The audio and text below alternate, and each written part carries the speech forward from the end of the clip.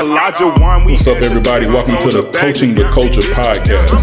Moving upward, can't be boasting about these vultures. Get negativity ocean. We just coaching up the culture. This for my sisters and brothers, stepdaddies and single mothers. Every topic we gon' cover, we just coaching up the culture. Coaching the culture, coaching the culture, coaching the culture, coaching the culture, coaching the culture, coaching the culture. What's up, everybody, and welcome to Coaching the Culture podcast. This is where sports, family, and faith collide. We help parents, teachers, and leaders to build strong character and to build winning cultures in their respective spaces. I am pleasured and honored today to have three of the most celebrated in my profession and in my career, celebrated principals that I had the privilege of working under. They all are retired, but when I tell you, when they accepted my invitation, I was beyond flattered, and I was too excited for this day. So this has been anticipated for like over 2 weeks. I have with me my first ever principal that I work with in CMS, that is Dr. Kevin Woods. And I also have my last principal that I ever worked with in CMS, Miss Susanna Barr. And then I have the lovely Miss Chavis that I work with at MLK, and I call her Claire Huxtable. If you can't see, I mean, she what are you, like 30 now? You just turned 30, Miss Chavis. I mean, it's like she counts backwards at her birthdays. She don't get older, she gets younger. But I'm honored to have the three of them here with me today. Today we plan to talk about school culture, many different aspects of school culture, how to build positive school culture, what goes into it, what are the challenges faced with it. And I'm gonna start off by letting them kind of give you the background. I want you to know what type of accolades we got here at this podcast today and what type of experience we got, because it's a wealth of experience here at this table. And so I'm gonna start with Miss Barr. Let the people know your experience in the school system and how many years you have, and how you started and how you ended. So I've done a delicate dance between law and education. So I got a degree in Spanish from college. I didn't know what to do with it, and I grew up in Denver, Colorado, and they needed teachers who spoke Spanish. But at the time, I didn't have a teaching certificate, so I applied as a TA. My principal hired me as a teacher. I went through the fast track principal certification or teacher certification. And I saw the inequities between the classes I taught and every other class. And so I decided to go to law school. And then I decided I didn't want to be a lawyer. So I went back to education and I became a principal, and I said, I'm going to make this school the school that I always wanted it to be. So how many years did you do as a teacher? What? How many years did you do as a teacher? I did 4 years as a teacher. I did 10 years as a principal. So let me get this right. 4 years as a teacher, then you became a lawyer, and then when you came back to the school system, you went into the principal program? Correct. That's a fast track for sure. That's a fast track. That's a fast track for sure. That's a testament to your accolades, and to, that usually don't happen. Awesome. Okay. Dr. Woods. So I started out, I want to say 96, straight out of Winthrop University. That's where I went for my undergrad. Was an elementary ed major. Was blessed to get a job at Ottawa Elementary as a 5th grade teacher with Sam Sykes and Jean Mayo. So I was a teacher at Ottawa Elementary. She encouraged me, my principal, Sam Sykes, encouraged me to go through the Ed Leadership Program at UNCC. Was able to complete that program. Was an assistant principal at Montclair Elementary. After Montclair, was able to obtain a principalship at Windsor Park Elementary, and I've been principals at Windsor Park, Moorhead STEM Academy, Crown Point Elementary, and recently retired a year ago from Randolph IB Middle School. So elementary, middle school, no high school experience, Ms. Chavis, but right at, I think, 28 years, was blessed to have enough sick leave to complete my 30, all in CMS. Wow. Yeah. Wow. And the lovely Miss Chavis. Well, good afternoon. I've been around a minute, that's so the children say. I've been around a minute. When I first came out of college, I was a music major. And being a music major, I've majored in vocal music.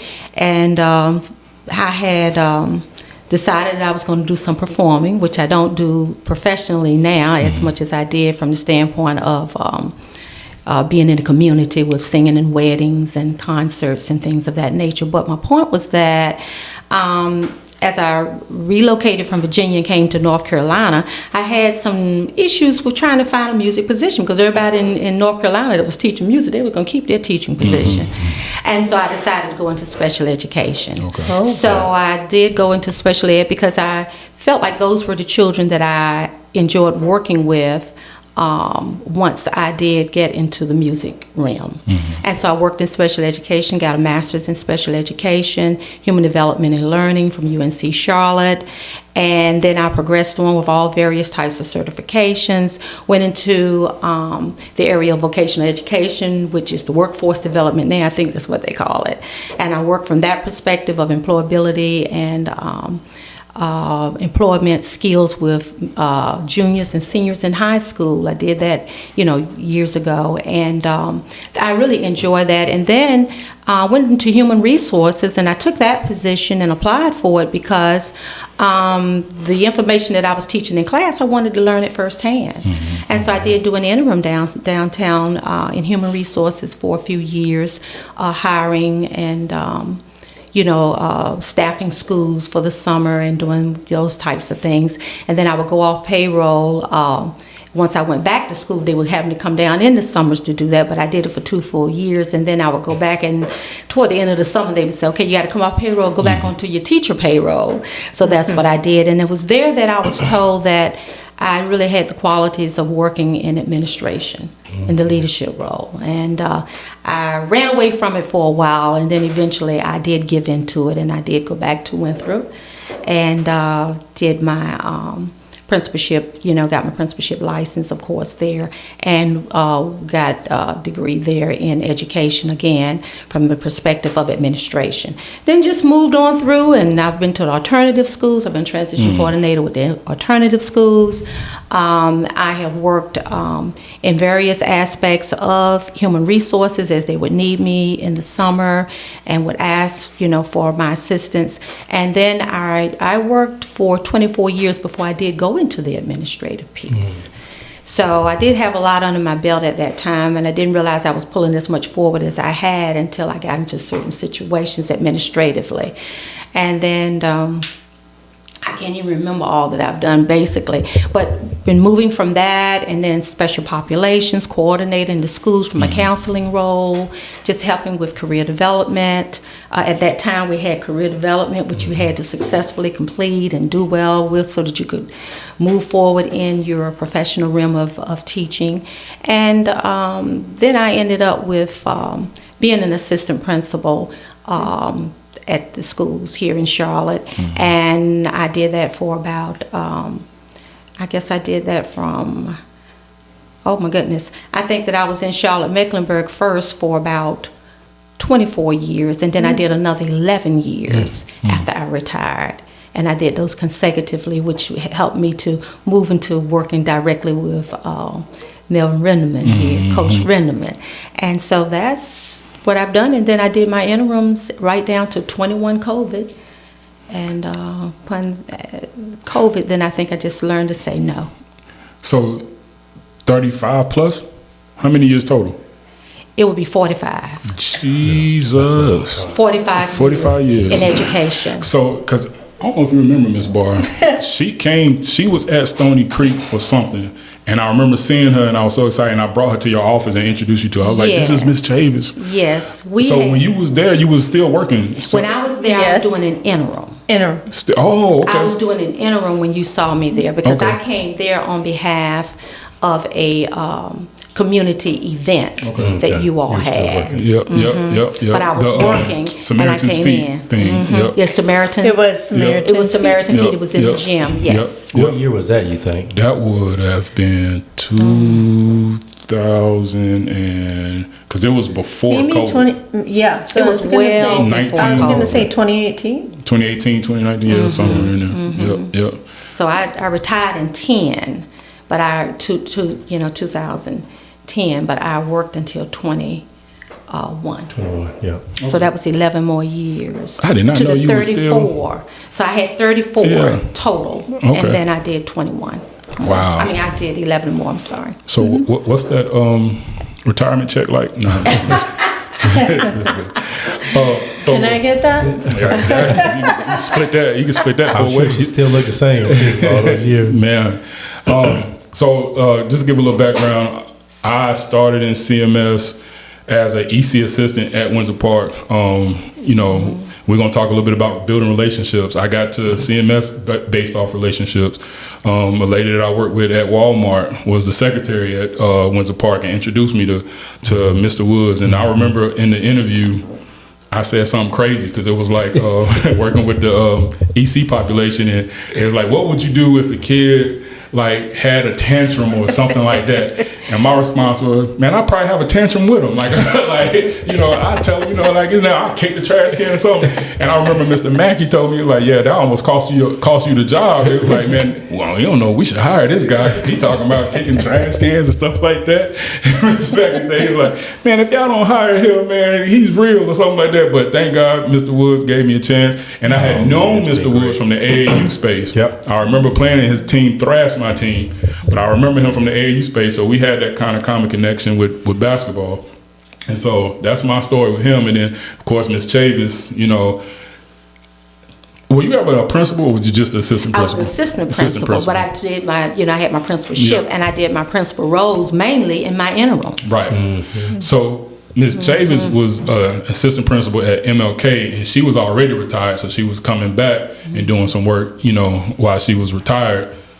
However that goes, you only got a certain amount of time you can work. They wouldn't let you double dip type situation. And MLK is one of the roughest schools in Charlotte Mecklenburg. I mean, I'm in the middle of writing a book coming soon, but I just was on the part about MLK, and I was talking about how we was processing so many referrals, like it was like an assembly line.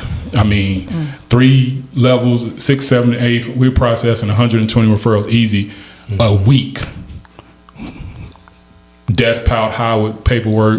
It got to the point where you had to really address the severe ones, and some of the other ones kind of got, it was just so much, and I really got to see the prison pipeline at MLK. But the one thing I'll say about Ms. Chavis that I learned from her to this day is how to handle parents. She did it so delicately. She did it with such tact. And I'm telling you, I've learned that even as a man, and parents come in here, rah, rah, I want to be like, man, I don't care what I'm right there with you. But Ms. Chavis was like, no. She would tap me under the table. Just let them talk, random. Let them talk. Let them get it out. Let them say what they got to say. And then you come back and say, okay, I've let you speak. Now let me speak. And she would use this one saying, parents always be like, well, what about the other kid? The other kid, they ... And Mr. J would say, now, I can't talk to you about what I'm going to do to the other kid. No different as is I wouldn't talk to them about what I'm going to do to your kid. I'm like, that's classic. I got to take that line. I got to take that line. But she just handled it with such tact, and she kind of showed me that. So that was definitely the one thing that I know I carried away from working under you, Ms. Chavis. And then the lovely Miss Susanna Barr. I'm telling you, Miss Barr will always have a place in my heart because, and I don't even know if Miss Chavis or Dr. Woods know this, but in 2018, I had some serious eye surgeries, and I became legally blind after the eye surgeries. But Miss Barr was like, Renna, when you coming back to work? Like, Yeah. I mean, I'm still out, but I'm like, Miss Barr, you know, I'm still kind of, no, Renna, when you come back? I mean, gave me whatever assistance I needed, welcomed me back with open arms. And then not only that though, even before the surgeries happened, she allowed me to be me. And that was huge for me. Like, when I first got the job, she shadowed me for about maybe 2 weeks. For like 2 weeks, like every call, she was right there. I'm like, man, I thought I was the BMT. She's right there. But once she realized, okay, he knows what he's doing, she kind of just let me have it. But then also too, working with the kids, I did so many songs and stuff for the kids. She let me, you know, use my rapping ability. She let me use my creative side. And she was just like, Renderman, you know, she wanted me to do the basketball. Like, we need a basketball program. And she allowed me to be me. And I grew so much there because there was a lot of stuff that I was ashamed of or didn't really want to, you know, let people know that I could do this or do that. But she You gave me the created platform. a basketball team I did. at our school that we didn't have. Because y'all wanted it though. He created it. Okay, yeah. Yeah. We know he was gonna do that. Yeah, for sure. And do it That's his well. passion. For sure, absolutely. And That's so, your passion. because at the time I wasn't coaching high school ball at the time when I came, and so they kept asking, I'm like, man, nah, I'm just trying to, you know, get in. No, we want it. And I think it was the first year I got there. It was the first year. That spring, that was Was like, this no, was this right move? No, when they had I the- did an intramural. Oh, You did it. okay. I created an intramural league Wow. there. And so yeah, but Stony Creek, and then I'll say this as we're going into what we're talking about, school culture. Stony Creek and Windsor Park had it too when I was there.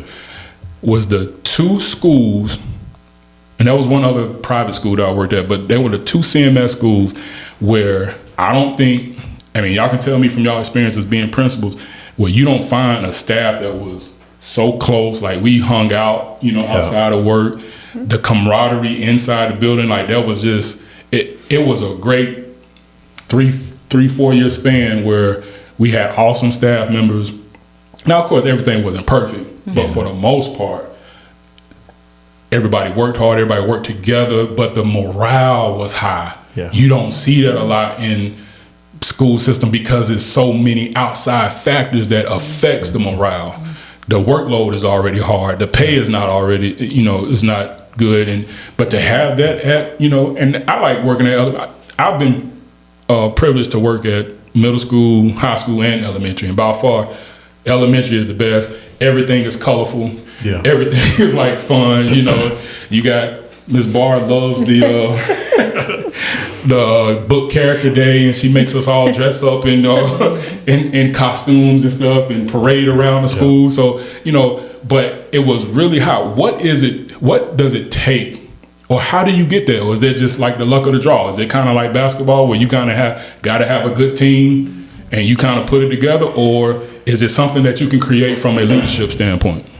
You know, you mentioned elementary. You started talking about elementary and having fun. I would say out of all of the schools that I've been blessed to lead, the two that I think about, Windsor Park, the first school I was blessed to be principal, and Crown Point, you know, they happen to both be elementary schools. We had a lot of fun. I think, and not that it can't happen at middle and elementary, but you talked about some of the combined challenges, and maybe with me and my leadership, it was easier to be able to do that at the elementary level. Of course, I was an elementary ed major, but you mentioned like simple things in terms of, you know, it's one thing to be able to wear jeans on Friday, Right. but when your staff can break bread together, you may have someone that's ordering food. You know, I think throughout the years, my schools, we started doing less of that because it was so much pressure. Not that it wasn't pressure early on the scores and the grade. You didn't feel that you had time. I remember not feeling that I had time to sit down and eat. Right. But I think at schools, when you also have a staff that looks out for you, and you also have a staff that holds you accountable. You know, you talk about your relationship with Ms. Barr and of course Ms. Chavez as well. Part of that was you were able to receive things because you know it was coming from a good place.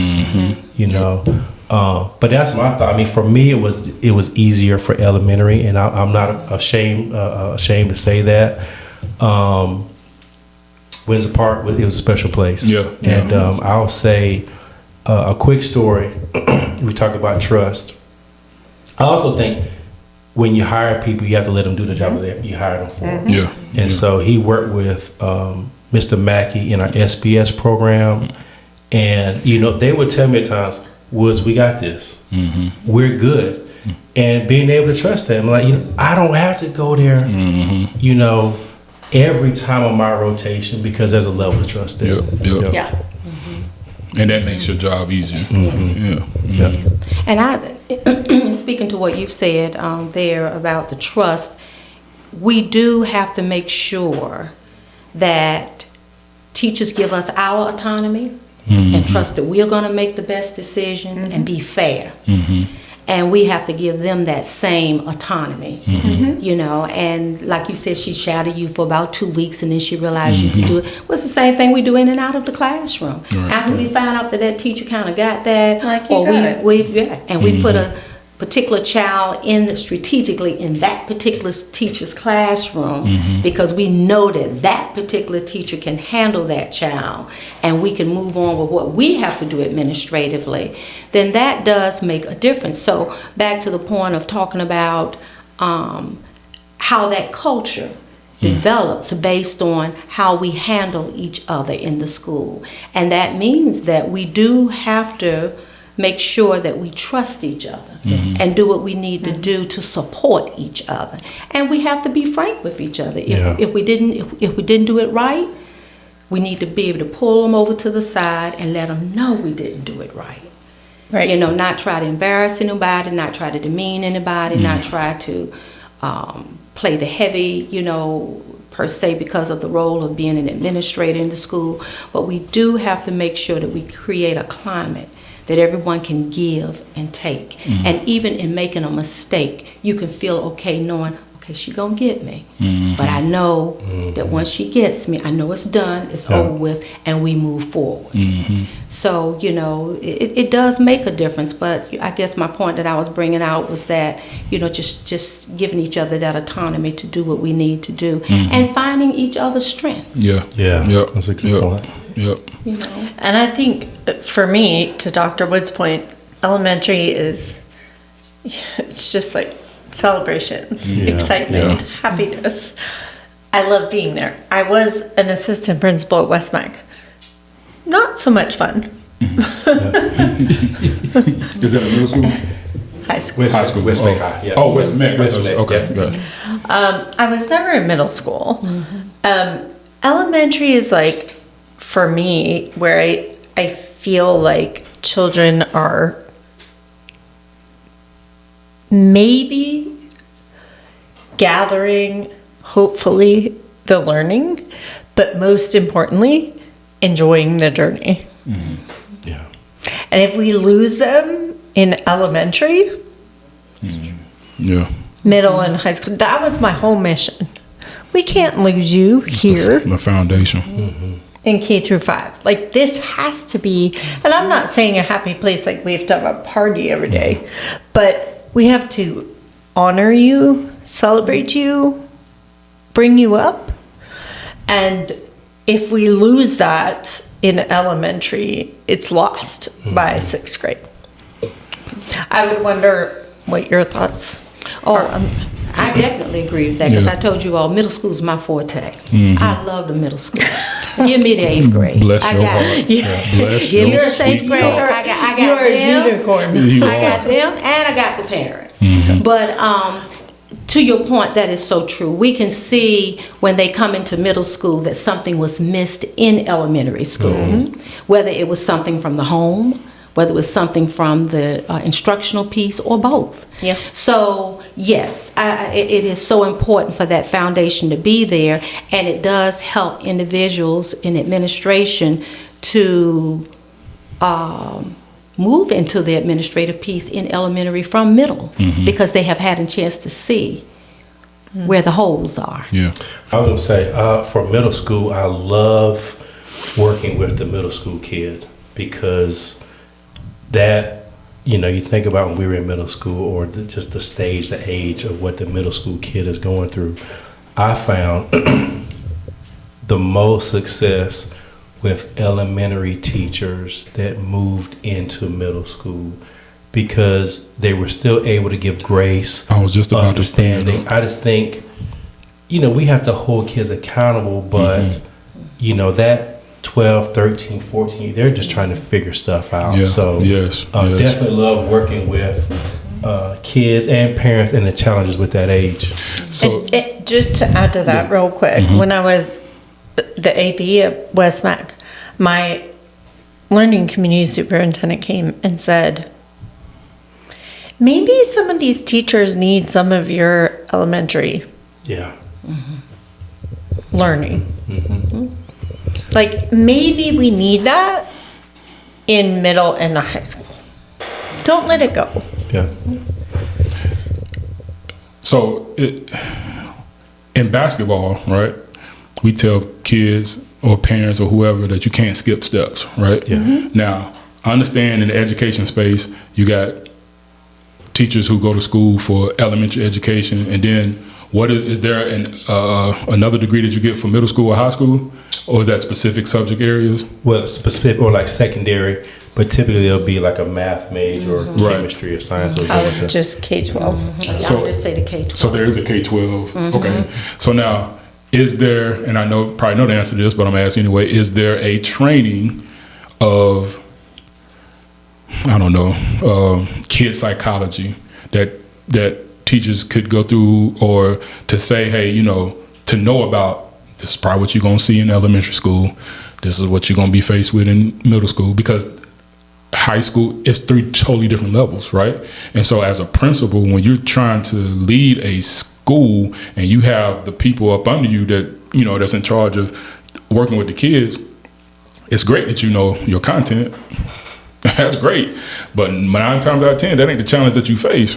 The challenge that you face is how to deal with that child in your class. So I know we take psychology as a course, and but so if that's not available, right, then like what you was saying, I was kind of thinking the same thing. It would be great if a teacher could get that experience in elementary, move up to middle school, and then move up, because then now, which like I say, I'm blessed for my experience, because God was able to give me the experience in all 3 areas. Like, so I got a 360 view of this thing, and how, middle school, that's why I say God bless you, Ms. Chavis, because middle school is by far, they don't know whether they want to go left or right. And we're trying to pick up the pieces as All the hormones. Yes, all the hormones. And to your point, just the same as he was saying, that's that point in life for them where they want to be grown on one end, they want to be a child on another end. When you get them in the office to discuss something, or get them one-on-one, doesn't have to be because they're in trouble or anything, you see the child in them.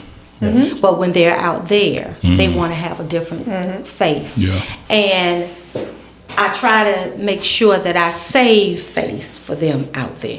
And I said, when you get a chance, let me talk to you.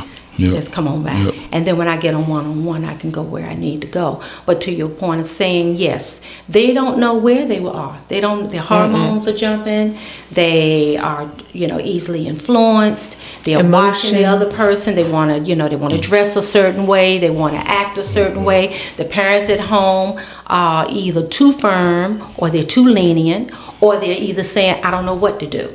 And they look for you to almost do it. Sometimes you find yourself in situations where you are counseling the parent as well as working with the child. Absolutely. Yep. But the bottom line is that is that point in life where students don't know where they want to be. And I think it's just like we have our callings for different things.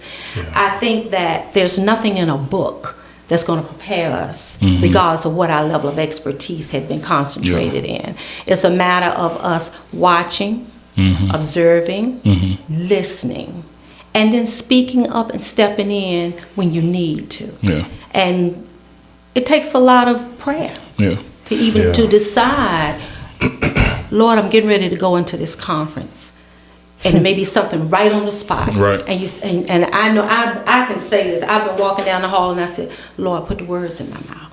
Just help me to see what I need to see. Help me to say what I need to say. you know. And that's because you just don't know, and that's my faith, not to impose on anyone else. But that is what that was a piece of what I had to do. Yeah. Even in going to bed at night, Yeah. knowing that tomorrow morning I got a hearing. Yeah. I have all my documentation in place. I need to make sure that I'm going to be fair.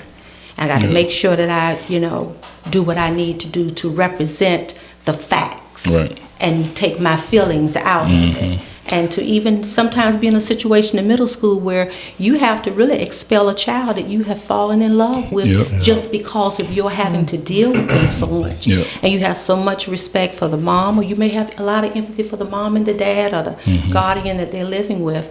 But you had to do your job. Yeah. And I don't mean to say that lightly, but Yeah. you had to do that rights and responsibility handbook. I don't know what it is now. Yeah. But you had to look there. And a lot of times you have to be able to tell that parent, you know, well, how did my child? I said, well, now, come on now. Yeah. Because it said 10 days here, he going to be back in 5. Only because of da-da-da-da-da-da-da. We used to know that book like the back of our hand, didn't we, Miss we J? did. I'm gonna tell you, piggyback on what you're saying as far as like prayer. One thing I learned at MLK, man, like I said, as hectic as it was, as much stuff that was going on, I would pray, man. I would pray every day for a peaceful day. Like, Lord, just please, let it be a peaceful day. And the Lord told me one day, He was like, you looking for a peaceful day for like no fights today, no drama. He's like, peace come from within. Your peace, Yes, peace sir. is it. No matter what goes on today, you can have peace. So I had to learn, like, I'm not changing the environment. The environment has to change me to the point to where I can adapt to be able to handle the environment. That's And so super hard. How I- did you do it? prayer and God, like, I just believe, like, no matter what goes on, I was not gonna let it shake me. Now, to your point, I could only do 3 years there. After the third year, I decided it was a little bit too much. It became a little bit too mentally draining, too many sad stories, and then I felt like I wasn't being Helping. effective. Yeah, I just felt like I was just sending them home. I was just suspending them. I was just sending them right in the streets. Like, them not being in school was probably the worst thing for them. And we giving them 10 days here, 5 days here, sending them to Turning Point, sending them the right choices, whatever. It's like, we're the pipeline, and so I was like, it became a bit much, and so I had to, move forward. But let me ask y'all this: what do you think is the one skill as a principal that you need to have? One skill that you definitely think you need to have in order to have somewhat of a successful culture at the school? I mean, the first thing I think about, and we've all talked about it, communication. I mean, there are a lot of different skills, but if you say one, you have to be able to relate to students, parents, teachers, people with varying needs, right?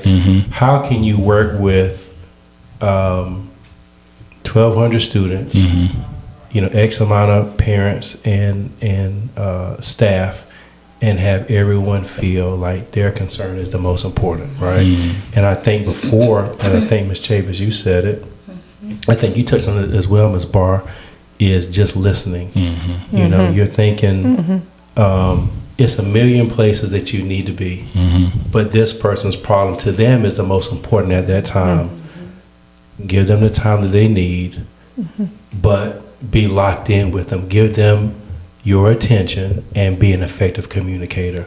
So that's one that sticks out to me is communication. That's something too that I can say that I had to challenge myself to improve at. I found that when I was a more effective communicator as an administrator, it helped me to be more effective administrator as a spouse, as a parent. And I had to be aware when I wasn't listening, because Ms. Chavis talked to me for 2 minutes, and as soon as she left, I can't. Ms. Chavis, hold on. Can you come back in, Ms. Barr? Can you come back in? I want to be honest. I was thinking about a parent that I need to call. Let's have this conversation again. But I had to recognize that within myself. So I thought it was communication. I was going to bring this up, but I'm going to wait. Hold that thought, because I got something to say about that. Ms. Barr, give me another skill. It's relationships. Relationships. And I think that comes from communication and listening. But you have to build relationships with your staff, your students, and your families. You have to build that. It doesn't just come. Nobody just walks up to your school and is like, "Oh, you're so great." Right. You have to earn that. Yeah. Yeah. And you have to earn it. Yeah. And I think to what you said, Dr. Woods, it's listening, it's communicating. For me, it's always celebrating. Right. Right. And just, Mr. Rundelman, I just have to give credit to Tracy. Yes, absolutely. You got to have a good assistant. You got to have a good assistant. Assistant principal or assistant or Assistant principal. yeah. Yep. Yep. Yep. She would come in my office and be like, I think today we need to go do a, treat walk. Yeah. We'd walk around with the treat cart or the drink cart and, just Yeah. relationships. You have to have them with all of those students, staff, and families. Yes. Absolutely. Let me ask this, since you kind of said something that kind of triggered what I'm about to say. How do you guys handle being misunderstood? Because I can tell you, because I work closely with y'all, some of the teachers don't get to see the side that I see with the administrative team, right? Some teachers don't want to see that side, like they just right. True. But I'm in meetings with you guys. I'm hearing some. You got some teacher. Oh, Miss Barr she just hates me. She's just such a bee. She just did it. But it's like, if you really talk to her, got a chance, like she really cares for these kids. She cares about the job, and she just wants to see. At the end of the day, as a supervisor, leader, whatever. I mean, you gotta you gotta break the whip out when it's time, and you gotta celebrate and praise when it's time. But most of the time you're misunderstood, and you're because you have to be both the disciplinarian and the whatever. So how do you handle that whenever is arise, Ms. Chavis? Well, if I'm made aware or I sense that I've been misunderstood, then I would generally try to find an opportunity in a genuine way to either have a conversation with that teacher or even to model something that was pertaining to what that misunderstanding related to, so that they can see why and how I might have done that. And then it goes back also to what has been said from the standpoint of having that relationship to the extent that they trust you, that even though they don't agree with you, they are assuming and they take for granted based on the trust. I don't understand it. I don't know why she did that, or I wouldn't have done it that way, or I don't like the way she did that, but I'm going to trust that she made the best decision. Yeah. And along with that for yourself, and I was going to add to that characteristic of being an administrator, is we also have to make that time in all of our frustration of what we're doing at work, and even once we get home with our families, we got to reflect.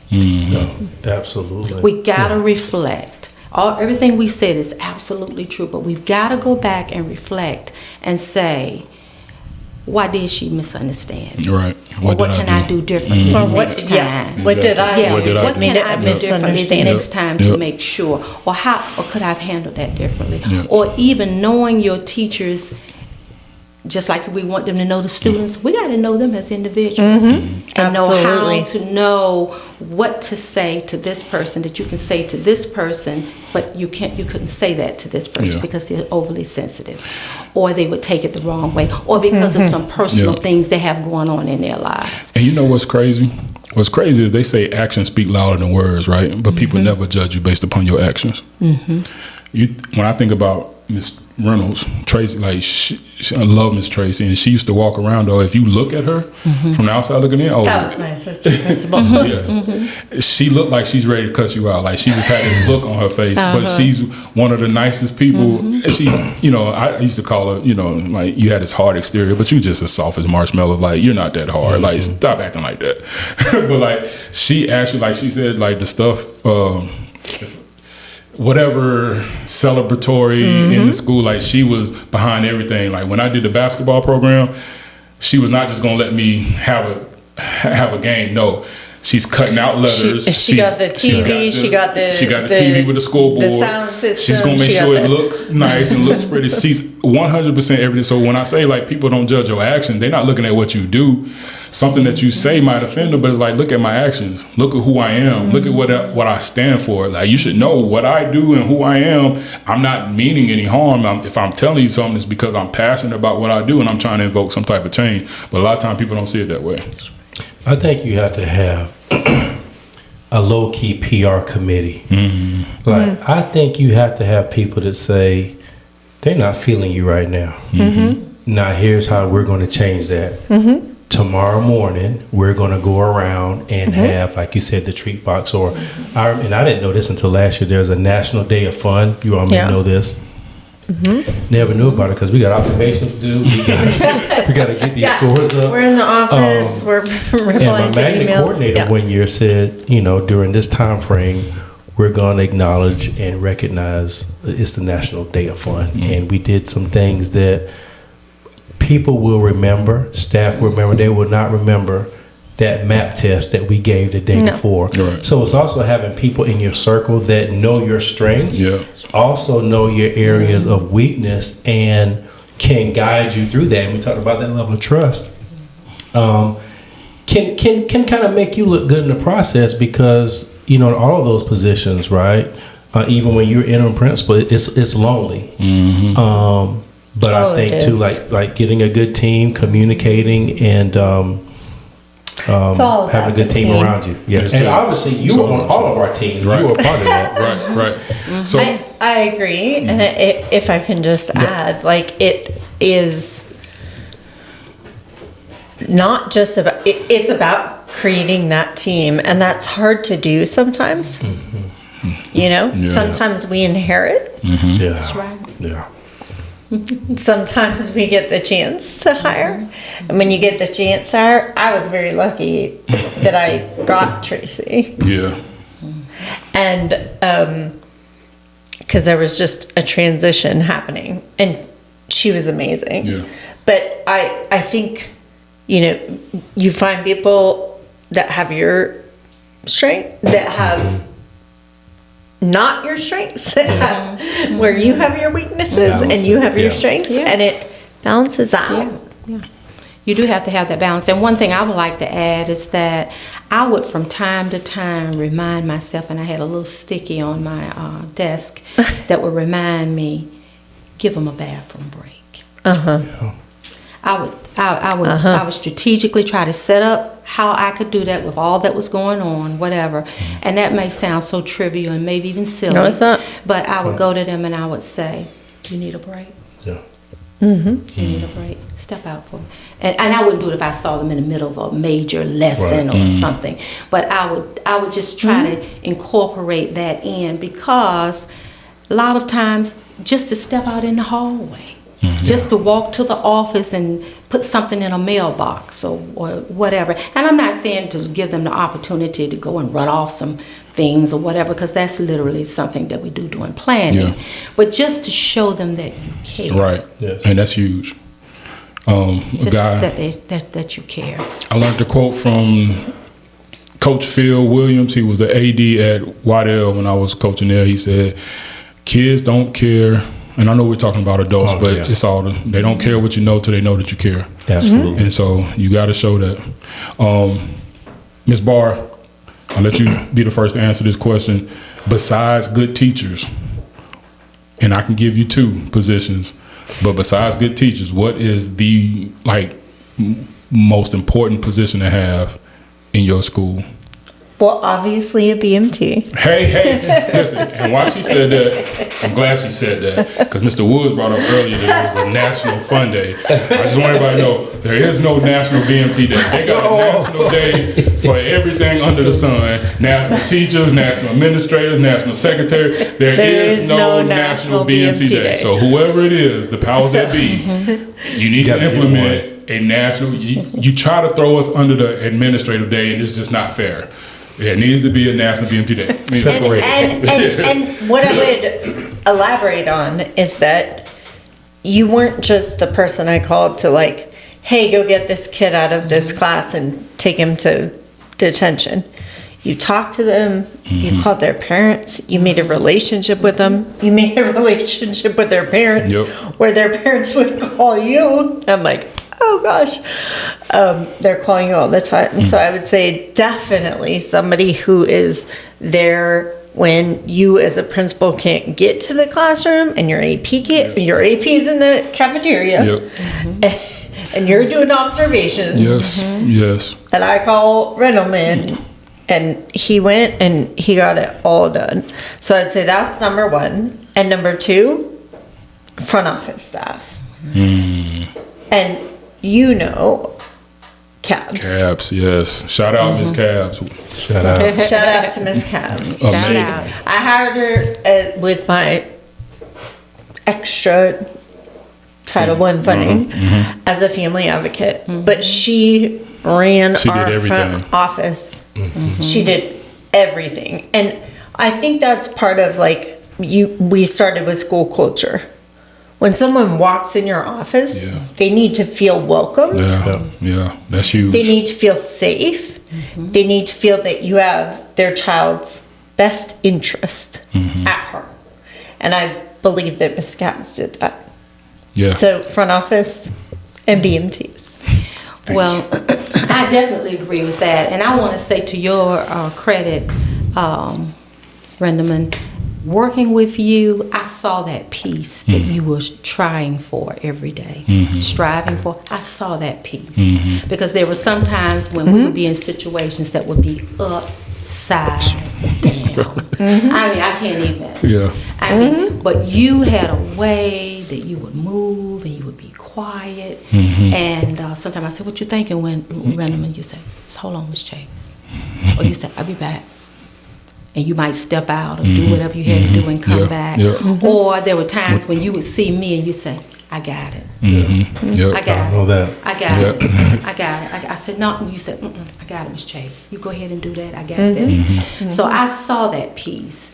To your question about other staff that we need in the school, absolutely your front office is your first line of defense. I definitely agree to that. And definitely we need that support with BMTs, which we don't have to the extent I'm thinking that we used to, the availability of them. But your custodial staff. I was going to say that. That was my third. Your custodial staff. I told you. Your custodial staff knows Absolutely. everything that's going on in that building. Right. They can tell you things, and not just to be snooping around, but they know what's going on in that building. And when you have someone who's willing to get there in the morning and shovel the snow, which I don't think we have like we used to, but I can remember when they would get there and shovel that snow, put down the salt, open those classrooms, check those doors. If your school have activities going on in the evening, they're there to close that school down, to make sure that those outside community people coming in to use your gym, that everything is in place, and they have a rotation or whatever it is. And I'm thinking about my custodian who was with me at J.M. Robinson, who's deceased now, but he made sure.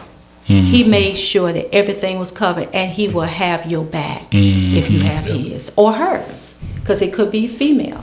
So we had a combination of both female and male staff there, and they made sure that when it was time for school to be open, everything was in place. Wow. Yes, ma'am. And if you call down and you say, you know what, we short, we need a whatever, I got you. You're right there. Couldn't agree more. So definitely that front office, like you said, and we got to have that support with our students and teachers. Yeah. But we got to have a good custodial staff. Wow. Because agree. if they don't show up, and I'm going to tell you something else I used to remind my teachers of, and I'm going to say this and be gone. I want you to respect my bus drivers. If you didn't drive the kids to school, you wouldn't have nobody to teach today. Yeah. So we have to make sure that we acknowledge what they had to do to get up at 4 in the morning in the cold, go to that bus lot and park their car and get in on a bus and drive that route regardless of what the weather was. You know, of course, we were having school apparently. And then also consider the fact that they got a family home too. Yeah, yeah. So when they tell you that bus 228 is coming back, Jesus. Why? and I'll tell Why? you, on Why? a Friday evening. Why is it coming On back? a Friday evening. On a Friday Yeah. evening. But that's another thing that Tracy was always great at. She did a bus. fall and a spring bus thank you breakfast. She sure did. We gave Yep. them breakfast. Yes. But I'm gonna say And it this. I said, you know, in my years of being in the school system, man, I don't work, you know, we talked about MLK and I worked at some high schools, elementary, whatever. That was the one job I said I could never do. I could never be a bus driver. Bus driver. I could never be a bus driver because I see them kids jumping out the window. Like, and what are you supposed to do? And you're driving a bus, and we didn't have bus monitors. I mean, you know, they was few and far between. Some buses might have, but that's really you didn't see it. But the bus referrals will come in, and I mean, it's tons of bus referrals. You'd have like 10 a day. It's tons of bus, and I'm like, some of the stuff I'm reading on the bus referral, I'm like, what do you? I mean, I'm explaining Kids to the that don't kids. even get in trouble at school. We'll get in trouble on the bus. Absolutely. But we all like putting our problems behind us, right? We Yeah. like having our problems behind us. So that's what happens with the bus driver. All your problems are behind All you. behind you. Look, keep your eyes on the road. I tell the kid, I'm like, man, do you want to get home? Because the stuff you doing, what if they take their eyes off the road to look at you, and That's then right. next thing you know, y'all in a ditch. Like, you know, chill out. But, and you know, we suspend them off the bus for a couple of days, and they right back on there just causing hell. But, you know, that is one job I definitely couldn't. So, Yeah. Mr. Wood, let me know. I would say, so I would start off giving, because we only can give two. Those are, you all named You got those some two. great ones. I'm going to give our cafeteria staff Wow. an honorable mention. Definitely, you know, I'm sure we've all been in a situation where we come into the school, there's either no power when we got there or we lost power sometime during the day, and they're able to problem solve and make sure the kids get fed. Yes. The two, I'm going to say financial secretary and your EC coordinator, because now we're talking about federal dollars. Yes. And we're talking about money. Staff, making sure that staff is getting paid and money for the school is allocated properly. And then certainly making sure that our exceptional children are getting services. And so I think all of those are important, but just from the monetary aspect, things that can get you in hot water quick, making sure that you've got good people in those positions. Y'all surprised me with the two. I you know, of course, I thought that BMT was going to BMT be is number one. Yeah, Outside We of can't that. do without you. Yeah. Listen, you know, I'm glad y'all. None without you. I expected You've us been to with all of us. I expected us to be on the list because we do a lot. But By all I means. y'all surprised me with the front office. I didn't think about that, but that is very important because they are the first line of defense. And That's not it. only that, parents come irate all the time, and you need somebody that's going to tone that down. Yes, sir. Yep. Yes. And then the other one you said was not the custodian. It wasn't the custodian. It was another. Which one did you say, Ms. Barr? Assistant principal, was that? No. Yeah, I did. I said Miss I think Wall. AP. Oh, I said, Just drew a blank. BMT. You said, what was the two you said? I said custodial staff. And then the other one And was. then the other one was the EC support. no. No, you said No, front office. I'm sorry, Front office. You said front office. I said EC. I said front office. Oh, you said front office. Yes, and she said EC Uh-huh. support. Okay, so I definitely, you know, first of all, shout out to CMS for giving that raise this year. Yes. And raising that minimum wage, Yeah. like that's big for that. But definitely got to have a good cafeteria staff, they always take care of me whenever, you know, I make friends with the head cafeteria staff, make sure I'm taken care of at lunch. And they take care of me. Yes. And they do. So, but when you talk about, you know, I guess when I first asked that question, I was thinking maybe that you guys would go a different route and say maybe like the social worker or maybe Counselor. Go in that type. The financial person was definitely huge because man, I used to forget to clock in all the time and make sure my check was right. But those I mean those are definitely vital positions. Not every position is vital, right? But And those are the ones that some schools may not have. I was going to say that too. Like probably those are ones that we know every school's going to have a custodian, financial assistant principal. But counselors and social workers, depending on the schools you've been at, And you may have nurses, because a lot of that is shared. Sometimes it's shared between Definitely shared. schools. And then you got different positions Yes. or additional positions at Title I's, right? Yes, sir. Yep. Yes, and you can buy some positions, but not like you said with nurses. You know, you just get told when they'll be there and when they're not. Right. And the secretary Right. usually Oh, will well. take on Nurse, that responsibility as well. Yes. The secretary Has will, will do that. Yeah. But also, I was thinking about when you even said about the cafeteria staff.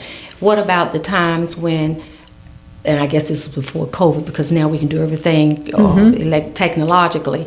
But what about when they would say, you get to school and they say, okay, the bus is going to come back in an hour.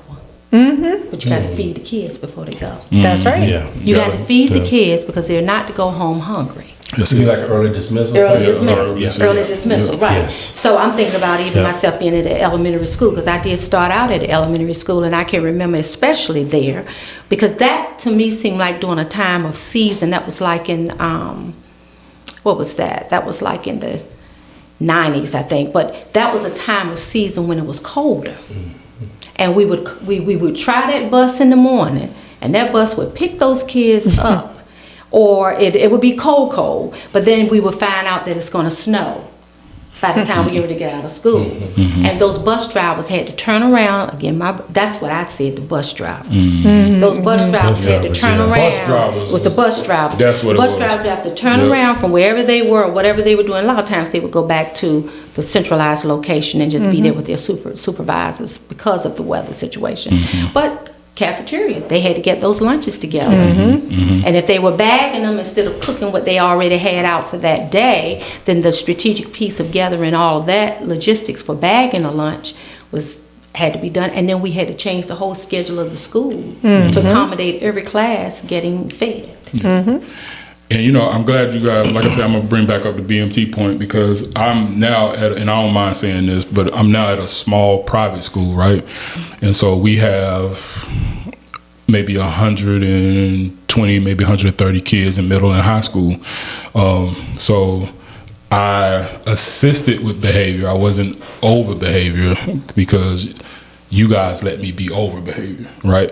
But I will say this, because the administration there has not been in the environment that we've been in when you hadn't had 700 to 1,000 kids, you know, I don't think that they understand the importance of, like, our job as a BMT was not to suspend, right?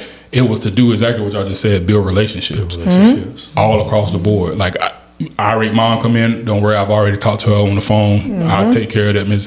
It was several meetings that y'all didn't even have to step into. I only brought y'all in whenever it was absolutely necessary, right? But I was able to, because you guys got so much other things to focus on, right? Paperwork to do or whatever meetings to be in that you don't have time to be in every single meeting. You don't have time to be attached to every single thing. And so I'm used to being in environments where, Rennerman, handle it. If you need me, let me know. Right. And so I appreciate, you know, those opportunities, and I appreciate you guys understanding how important that is, because like you said, we did a lot, you know, our job was to modify, BMT was to modify the behavior. Right. And so you had to do that by building relationships. One thing I learned at MLK, because I came from Waddell, which was a high school, but I was working with the SAC AAU program with the autistic kids. So that wasn't, that was my best year in CMS. We was on a field trip like 3 days a week. So I came there to MLK, and I had to learn. Like, I'm 6'3", but you can't buck at them kids, like, cause they gonna buck back. So I had to learn the different approach. Like you said, I ain't gonna, cause at that age, it's all about impression, and it's all about, who you talking to? You ain't gonna show me up. So I had to be like, hey, come here, man, let me holler at you for a second. Bro, what's up, man? You good today? Like, why you acting like that? And building a relationship. So then now you get to, what's up, Mr. Rennerman? What's up, bro? You good today? Yeah, man, I'm sure. All right, man, let me know if you need me. You know what I'm saying? And then you kind of build that relationship, and then you're able to be more effective, man. I didn't know what I was getting thrown into at MLK. My first year, they put me on 8th grade hallway. That's a 330 kids on 8th grade hallway. And I'm like, is this a joke? Like, y'all, but I was prepared because God prepared me for it. He knew my personality. He knew what I can handle. So, but just understanding the role, I think at the smaller school that I'm at now, I think building relationships, especially when it comes to, I never had an issue in CMS because we had to deal with both boys and girls. So I never had an issue with building a relationship on either side. Now it's like, you can't be talking to that girl like that. You can't be, but it's like, I'm used to building relationships so that when they don't want to come and tell you something, or they don't want to tell their parents something, they'll come and tell Mr. Rennerman something. Then I'm able to use that information how I need to be effective in whatever change. But society has changed now. A lot of things have changed now. And it has me like, well, I know I'm old school, but is it time for me to, pivot and do something else, because I can only be me, right? And I don't like for anything that I'm doing to be misconstrued as something that it's not. So like the Bible says, don't let your good deeds be evil spoken of. So you have to be mindful of that in 2025, especially after COVID. You can't touch a kid, don't look at a kid, so everything has completely changed, man. The platform has completely changed from where we've been. So just to pivot a little bit, got a question. Well, I looked up ChatGPT. I want to know if you guys can name all 10, which I'm pretty sure. What do you guys think are the top 10 challenges that principals and teachers face today? I'm sure with the experience in this building right now at this podcast that y'all can name all 10. Chat gave you 10. Wait, is it Chat gave me the top 10. and Principals teachers? and teachers. Can principals say teachers? I think The top 10 challenges in schools. Today. And I think from the answers that I gave, think more of I can't say think more of a teacher standpoint, but teacher and then administration, but more so teacher. It's kind of general. Top, I'm going to say, I know social media's on there. Has to be. Is it? Okay, so kinda. Let's say that would be, if you talking, I think I would put that under technology integration Right. and cybersecurity. Yeah. Would you put that? I would say that. Yes. I'll take it down. That would be number 7. I would go with, COVID was a big hit. It was huge. And I think we're still recovering from that. So I don't know what you would call that, learning loss or Okay, I think learning gaps. that would be number 4. Academic gaps and learning loss. That would be number 4. Good job, Miss. Yeah, with the teachers now, we talk about teachers right now. Teachers. I think it's I overall. asked it teachers and principals. School I overall. think salary, pay. Pay for the amount of stress and challenge it is to go in there every day and to make sure that they're meeting the guidelines as well as unpacking the curriculum so that they can make those test scores. So let's see, because I believe definitely. To piggyback on that, and those two may go together, I would say staffing. And to your point, Yeah. there are not people going into the field for various reasons. One of which we know is salary. So I don't salary or So staffing. it's like pipeline and retention. So that would be number 3. We don't have a pipeline and we can't have retention. That would be number 3. Teacher retention and staffing shortages. Yeah. That would be number 3. And in that discussion of that, I would say when teachers had to find something else to do during COVID, and they found out they could make more money Yeah. doing that, and they found out, Not realized that they leaving the really loved it or they enjoyed it. They stayed. Yep. Yeah. Man, we can talk about. We definitely talk about that because after COVID, that changed a lot of things. I would also say, I just think, especially after COVID, but there's a lot of need for counseling. And that would be number 2, mental health and well-being. Yeah. That would be number 2. Yep, mental health and well-being. And again, the top 10 challenges in school, so that would probably encompass staff and students. You're thinking with that, Yeah. Brenneman? Yep, a little bit. Staff and students, yes. So you guys are missing about what? Probably missing maybe 4 or 5 more? Okay. You definitely miss. You got number 2 and you got number 3. You're missing number 1. student behavior. Come on, man. I was trying to. Come on, I was man. trying to That is clean all. that up. Yeah. Number 1, student behavior and discipline is There you number go. 1. That's why your BMT position has to be one of the most important positions because That's why we love you. if you can't teach, Yes. if your classroom, if you can't teach, you can't manage a classroom. And like I said, we did more than just process referral. We also did classroom management. We also Yes, you did. we did more managing teachers than Yes. we did students. Yes. The kids was the easy part. It was managing the teachers that was difficult because they just didn't understand why Johnny come and like it's not personal. It ain't And personal. helping them to change their practice. Yep. So look at the correlation of 1, 2, and 3. Yep. If 1 was student behavior, that leads to Mental well, health. I wouldn't say It that will. leads to, but No, mental no. health, and then I think staffing was Yeah. either 3 or 4 somewhere on there. See, you won't say it, but I'll say it because I know a lot of teachers that had to take a mental health day because Yeah. Johnny was just cutting up in class and they needed a break.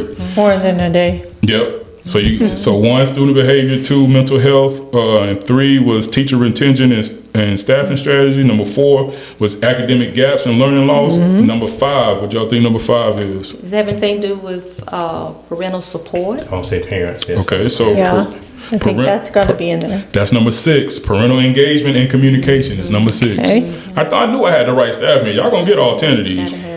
So What about outside pressures? let's see. from Didn't we the get district social media? or- Yeah, that's number Okay. 7. Anything about the technology. community from the standpoint of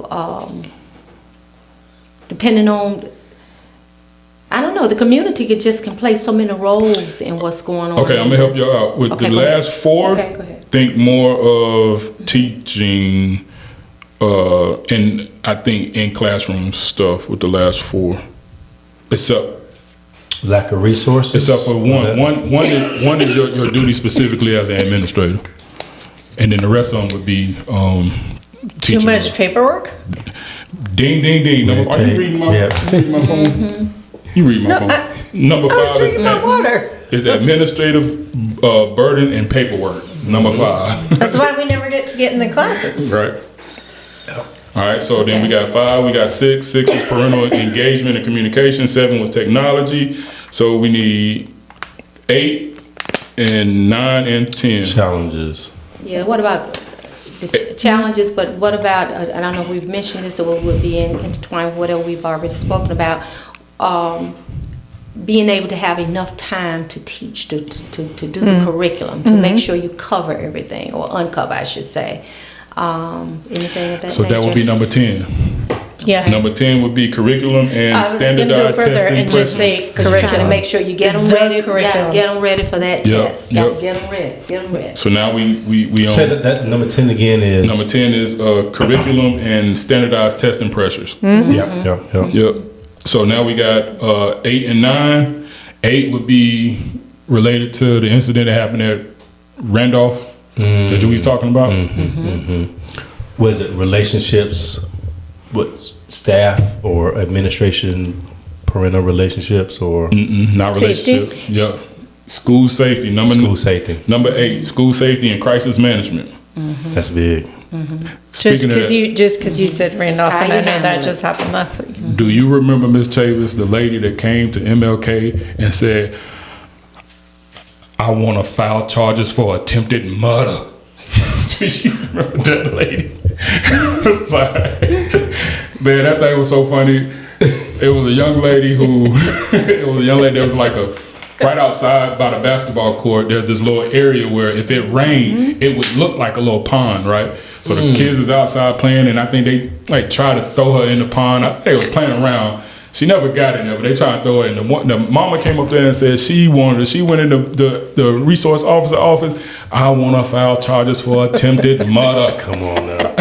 She was serious about that. She meant that. She did mean that. Miss Chavis, we had to walk her out to where the thing was to show her the little pond or whatever. I think by then it had dried up. It wasn't even nothing out there. Miss Chavis is tapping me on my arm. Explain everything. Just Explain everything. Okay, last but not least, number 9. Number 9. This was what you all always have to train the teachers on to do in their classroom. Build relationships. Be respectful. Think more of teaching.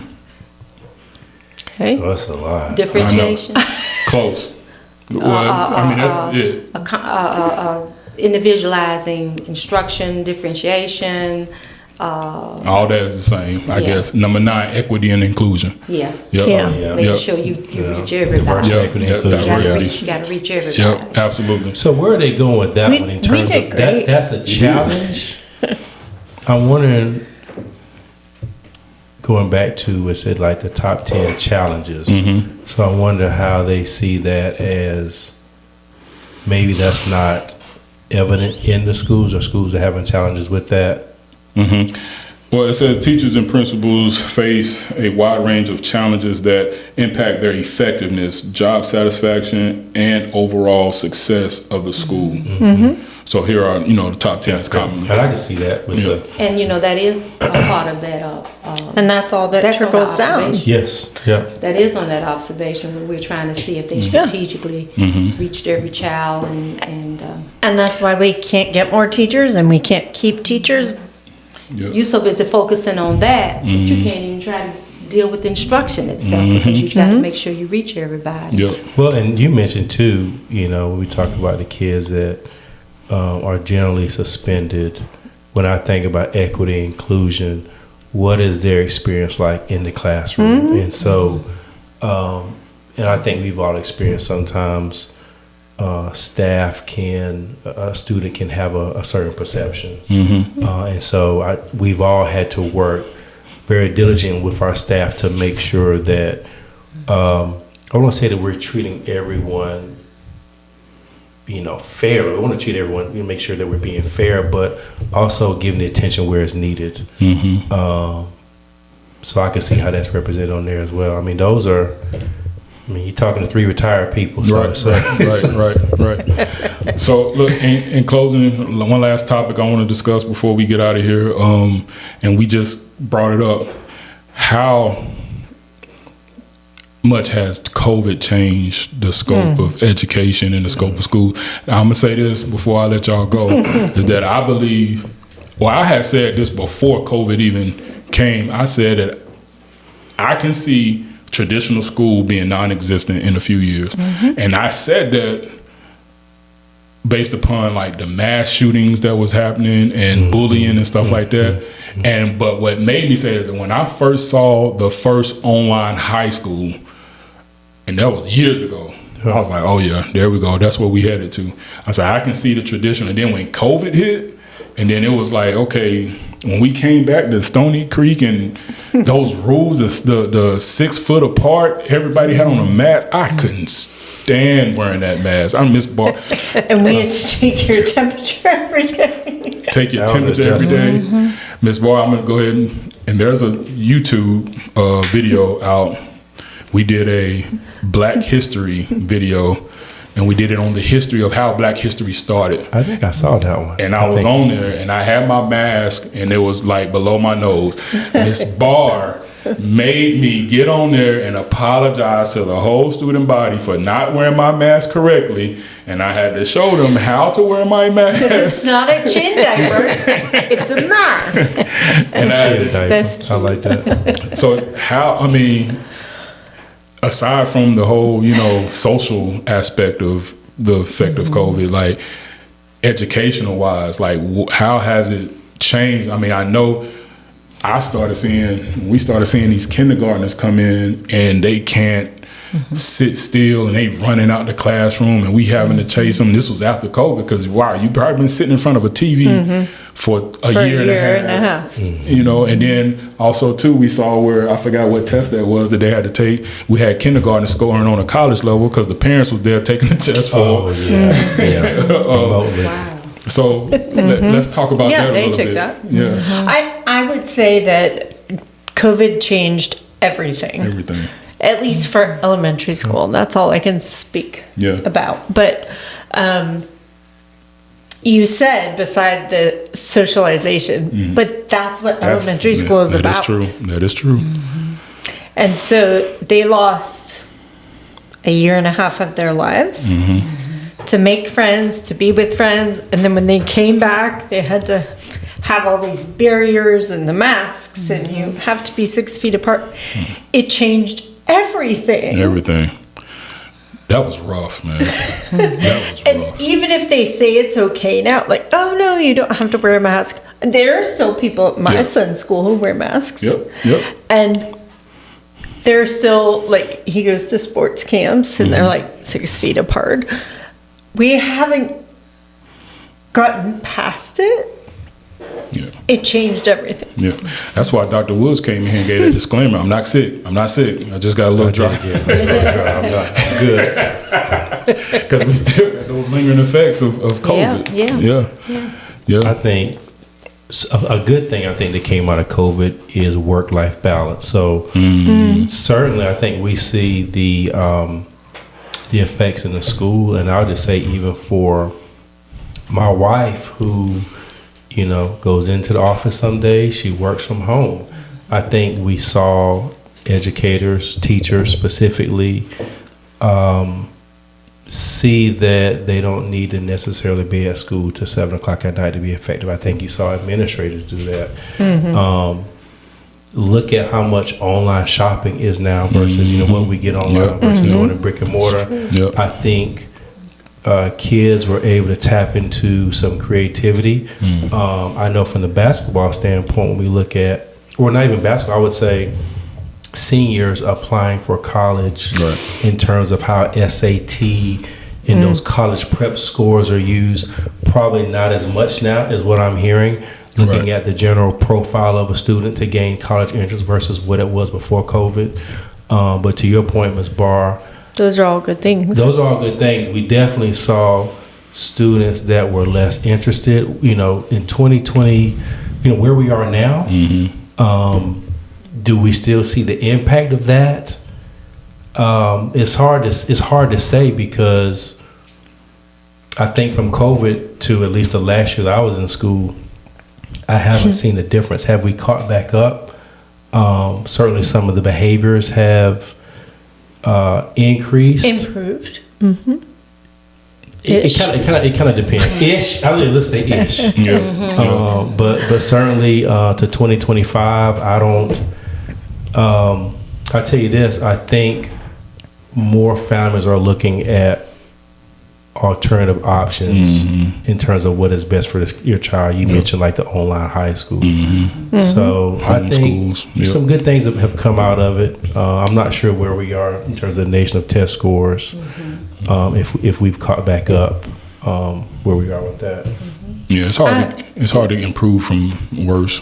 What do you think, Ms. Davis? Well, I totally agree. I think now that the students at a very young age are becoming more technological savvy because they have had to depend on technology for entertainment, for learning. Now that we don't have any more, literally, I guess you could say in a way, snow days, Right. because you can do it at You home do it at home, online. right. Yep. Yes. You know, so that was a piece there. The other thing that I think, though, that did happen immediately following the return to school from COVID, interpersonal skills. I think that piece, you know, had to be, you know, and by now it's probably built over again. And I, you know, left my interim positions in 21. So, you know, that's 4 years that I've lost of really being physically in there, you know, around the clock to see some things as a result of COVID. But as a grandmother with elementary school age 2, as a matter of fact, I found myself teaching them from home because I knew that they were getting ready to lose something.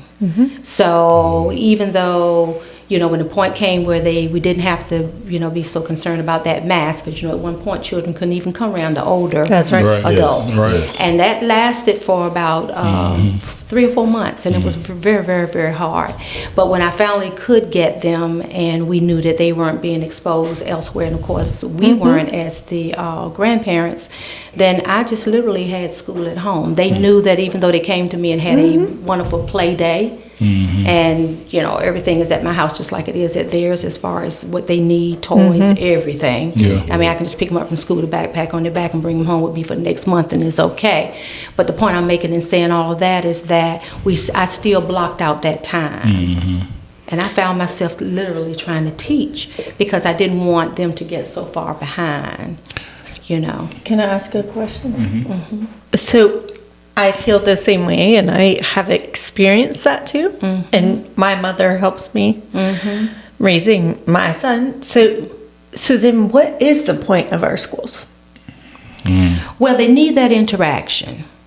They need to be able to, I think it is important, an important aspect of interacting and engaging, Yes. because it teaches them to be able to perform appropriately out Yes. in public, and Okay. be able to I mean, to work with others too. to be social. right. Problem solving. But you can do You know.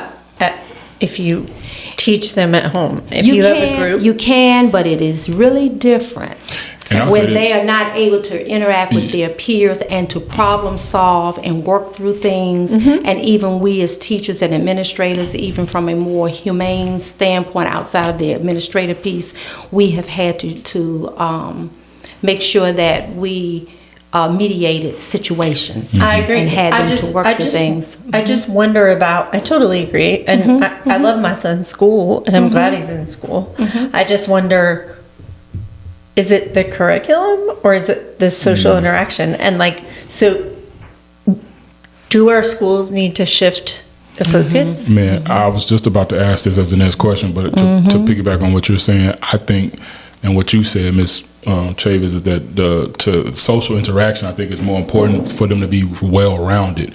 You know, me working with a lot of kids, and respectfully seen a lot of weird kids, kids that don't know how to communicate, kids that don't know how to interact with other kids, that just stay alone to themselves, which, you know, if you decide a certain profession may be okay, but, you know, to be a well-rounded, when you get around other kids and you're exposed to other backgrounds and cultures and things like that, then it kind of shapes your worldview, right? And so you don't want to take that away. Yeah. I agree. Is that COVID or technology? Case in point, Good point. with my kids, I will say, like, they don't talk on the phone. Everything is text. Yep. So part of it is COVID, but also with that, I think COVID kind of exposed that or exacerbated that because there was so much Absolutely. where we couldn't I get. agree. I mean, when you like, we're engaged in the conversation, we can read body language and we know appropriately, you know, when someone's talking and we're listening. I think with the technology and then the lack with COVID, I agree that the social skills are lacking. Yeah. And I don't know if they want to engage in the conversation. Man, they don't. But then Or do how they do our or schools, do they know how? how do Or our they do the- schools yeah. bring that back? Yeah. Yeah, that's a good question because, like you said, Dr. Woods, I had my whole basketball team in the same room and they all on their phones and not Yes. talking Yep. to each other. That's and right. you think I can get them to talk to each other on the court? Yep. It don't happen. So Well, you know, we can be at home. yeah. And one of us can be in one room and one can be in the other room. We're on our phone or we're looking at TV or whatever, So you know. kind of to your point, Ms. Brown, I'm gonna ask this question. I don't know if you're leaning towards this way, but this was what I was gonna ask to wrap it up, is that now definitely not talking about middle school and elementary. I do believe that whatever they learn in those levels are important. When it comes to high school, this is something I've been saying. When it comes to high school, how important is it for us to really be teaching history, math, science, whatever? Should we, in today's culture, be more pushing towards trade, towards whether it's CTE or whatever track that they want to get on to be more career oriented? Is it really important to have kids in school for 8 hours a day, right? You know, we are in the athletic space, and now you got kids who are either taking classes online and so they can work out all day. But like, how important should we still, or to your point, should we pivot, or should we still be pushing these subjects and having these graduation requirements? Should we adapt? What does it look like now?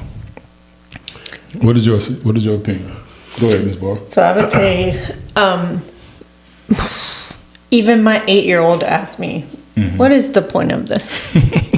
At 8-year-olds, it's crazy. And it's hard to answer. It's like, because you have to go to the next grade, but what are you getting from it? So to your point, like, what are we doing with financial stamina, with technology, with VOTEC, with career prep? What are we doing with that? And I don't know. I'm not in the high school range, so like in elementary, we're getting them to read and have math skills. But what if they have that? Then what are they doing for the next 8 years? 4, 5, 6, I think we're coming on a 7 years. generation now where, and these are, you know, all my friends who went to college, they're questioning if their child is going to go to college, because what they're saying is, hey, I know, 10 people that graduated with this degree and they're not even using it. Right. Correct. Right. So you have that aspect, but I kind of go back as, I think about maybe the late 60s, maybe 70s, where when we look at students that were pushed into the trade, were predominantly students of color, right? So I think it's that fine balance where you want to be able to offer a track for all students, right? There are some students that, college is not going to be for them, right? So can you, and I know middle school has some surveys where they're trying to capture that information early before they get in high school. So maybe those high school counselors have that information, meeting with the families, coming down to relationships. And I will say also, again, parents who are college educated, maybe, first or second generation college graduates are questioning that because they're seeing that their child is a gamer or they may not want to waste the money because their kid is semi-interested in school. Right.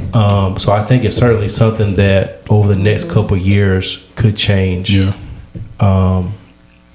Yeah. And like you said, like they're giving scholarships for gaming now. Absolutely. Yes, sir. So Yes, sir. it's changed. Yes, they are. changing. It's Yeah. changed. And see, back when I started teaching, we had culinary arts, we had woodworking, Yep. we had employability skills, which is what I taught initially, from the high school level, because my background, I had some background in that area as far as math and language arts. And then we also had cosmetology. Did I mention that? We had, what is it, where you go in and fix the cars? Automotive. They had automotive. They had all of that, and then eventually it started phasing out. But that was a time, and we're comparing now apples with oranges when we talk about time. But that was a time when you realistically knew that if a child did not want to go to college or was not going to go into the service, at the time you had the opportunity to be an ROTC or whatever, you had these other choices. So now I think we are now, again, to your point, coming back after COVID, and to your question, and to your vision of what you saw years ago, we are coming back into the fold of rethinking this whole process. Now, there's some students in high school that are not going to college right away, although they are college material. Right. They say they want to stay out a year or two and find themselves and make sure they do this, or they may be already having a part-time job or some job in the summer that they're working on, that they're being offered the opportunity to work full-time, and you want to give that an opportunity, because now children see money. Yes. Yep. Well, they're able to earn it now, like you said. And They're gaming. able to earn it in high school. They see gaming. Yeah, they see Lots money. of it. Yep. They see money. now. YouTube is where it goes. So it's YouTube's whatever. huge. It's where is it headed? We've got to all wait and see. Yep. But it But is what can we definitely do? but it's to the individual's need and the individual's gratification as to what is going to work for them. Because what works for your child Yep. may not work for my child, Right. or what works for one sibling may not work for the other sibling. And I think that's an answer to your question, Ms. Barr. I'm not sure what we can do as staff members at schools. It's more so what we can do as parents of our own children and how we lead, guide, and direct them into whatever it is that, because the school is looking globally. I guess we have to look individually as far as, what's best for our children and make the best decision there, which is what you see a lot of people doing now. I definitely agree with that. I also think, but what is the advocacy point? Like, how do we get schools to get back to offering all of the vocab? Well, see, now we have the challenge of the testing. Yep. The testing is demanding so much of our time because of the demand to meet a certain quota in order to be able to move forward. Where would we put it? Yeah. So I think people That's- like Miss Barr has to use her law degree and look up these laws and why these things are put in place and challenge the school board, and say, hey, we need to do this, we need to do that. But and get the parents out to Yes. vote for it.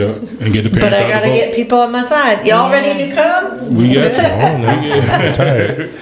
So listen, that's all we have time for today, Thank you man. so much. I can be here all day long with these three people. I can talk all day long with these three people, but unfortunately, I can't keep them hostage. Thank you all for joining this podcast. Please like, share, and subscribe, and comment if there's anything that you want us to talk about. If there are any comments that you had about anything we discussed, please put those in the comments, and I will address it as much as I can. But please like, share, and subscribe to Coaching the Culture. Once again, thank you all for coming. It's Absolutely. been Thank a you for having blessing. us. Thank you for having us. And Absolutely. shout out to you for what you're doing. Hey man, Absolutely. thank you. We're gonna Thank keep you. it. We're gonna keep it going. Once again, this episode was brought to you by SL Media. Please look her up on Instagram. It's sl.media_ for all your photography and videography needs. Until next time, we out. Coaching the culture, coaching the culture, coaching the culture, coaching the culture, coaching the culture, coaching the culture, coaching the culture, coaching the culture, coaching the culture, coaching the culture, coaching the culture, coaching the culture, coaching the culture.